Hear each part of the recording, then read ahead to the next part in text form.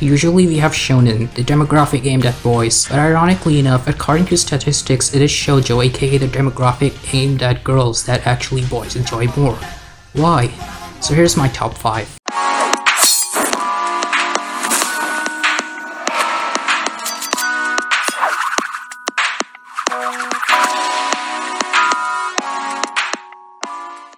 Hey, what's up guys, this is Dorin here. Today let's talk about, well, shoujo. Shoujo being the demographic that is, well, the set of manga or anime that is aimed at girls. What are my top 5? Or well, at the end of the day, just keep in mind that this is just my own list, but yeah, these are a solid set of top 5 that will give you a good grasp of what shoujo is like.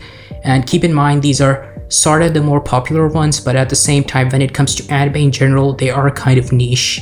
They are obviously not gonna be as popular as Dragon Ball or, well, One Piece. But regardless, let's jump right into it without wasting any time. So, at number 5, for number 5, in terms of shoujo anime, I would like to give this place to, of course, Natsume's Book of Friends. Ever thought of Foster's Home of Imaginary Friends?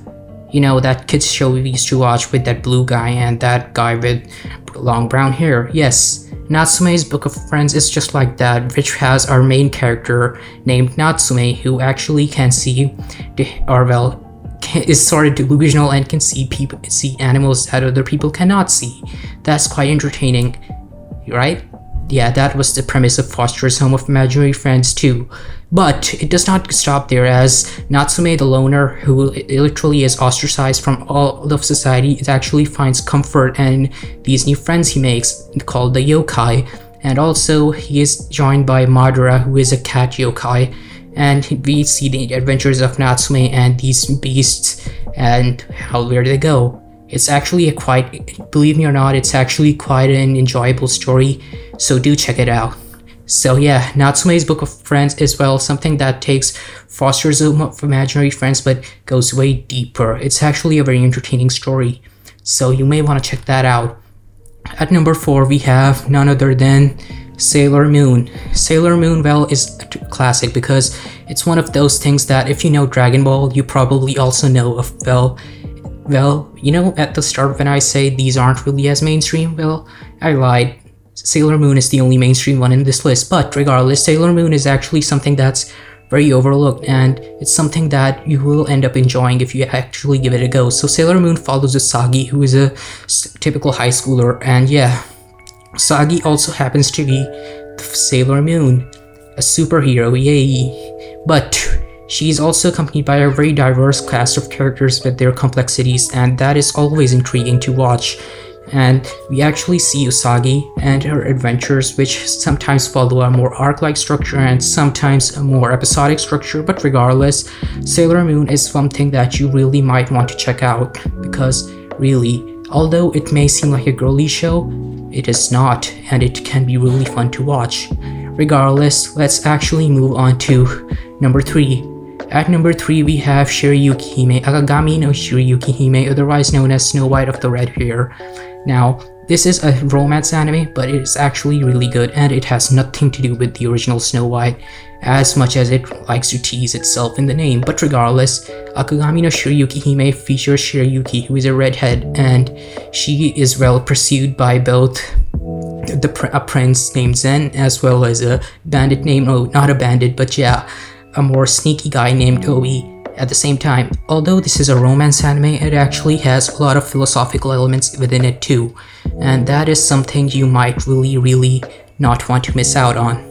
Regardless, let's move on to number 2. At number 2, we have none other than Fruits Basket, aka one of the anime that is the highest rated on my anime list, which is quite intriguing because, well, not many anime are rated that high. It is literally rated a 9 out of 10 on my anime list. But regardless, what is Fruits Basket about, since you may have heard about it?